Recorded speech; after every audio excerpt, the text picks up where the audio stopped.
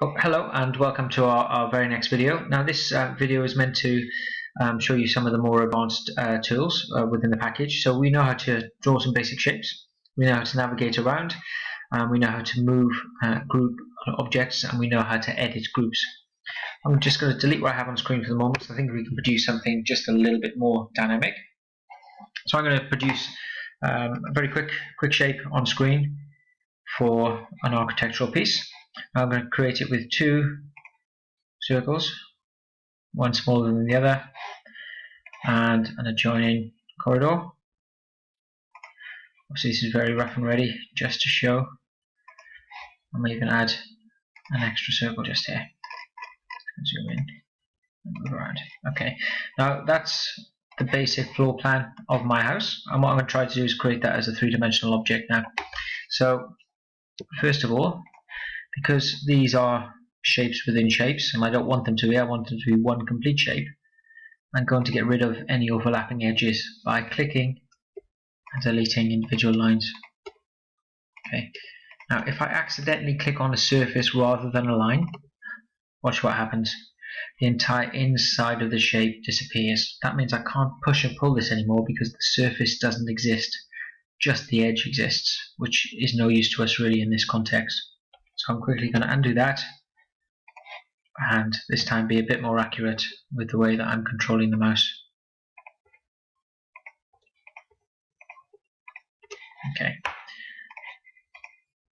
Okay, so there's the basic shape of my architectural piece. What I might do is just add a few more features, just very quickly.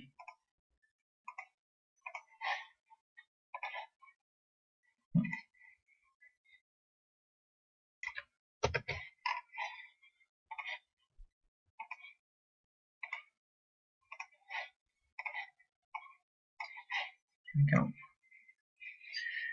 And I might add an extra section just here, just bear with me.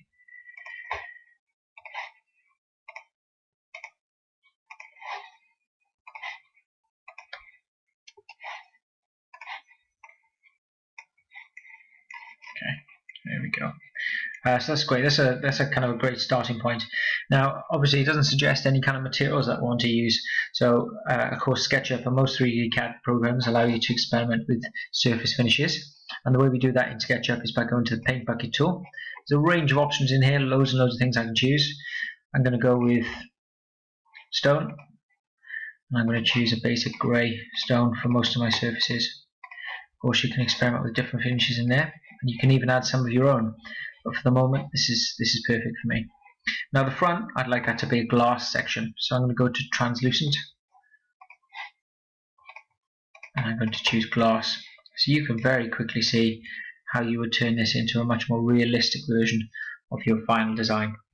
Now, at the design phase, of course, we're looking for a little bit of creativity. So you might want some extra features such as a pool on the roof.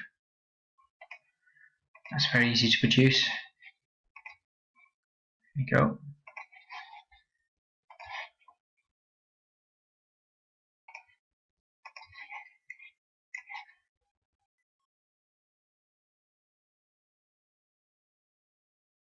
Fantastic. Great stuff. Okay, this is the big example of a pool. You can also go down to the water section. Oops. You can choose a water finish so people can see what it would be like if that was a pool. And now in there's roofing, for example. These I don't think might be suitable for my particular design, but that shows you a few different options that you have. In some of the features as well, so for example, if I go back to translucent, what you can do is choose an example of a shape or a translucent edge, and then what you can do is you can go into the little plus sign next to the box and you can edit some of those colors. So let's go for pink. Okay, and you can see what that would look like in a range of different finishes. Okay, but we're not quite finished there. Three-dimensional objects cause shadows. So what you can do, because we've got all of our menus just on screen, is click on the shadow tool just here, and that shows you what it would look like if sunlight were hitting the building. More than that though, you can dictate what it might look like at certain times of the year, so January right through to December, and even what the shadow would look like at certain times in the day. So with our architectural project, you can understand how different rooms and different windows would react in accordance with the light at certain times of the day and certain times of the month. There we go. So that's another example of how you can use SketchUp. So you've been introduced to lots of skills there. And lots of different tools. Some of these you'll need, some of them won't be suitable for your project, and sometimes you'll need a skill that we haven't shown you right here on screen. So don't forget that YouTube is your friend, and you can find out lots of things, so you need to work independently. And if there's something that hasn't been shown just here and your teacher's not available, then you should be looking onto YouTube for a video that might be able to help out.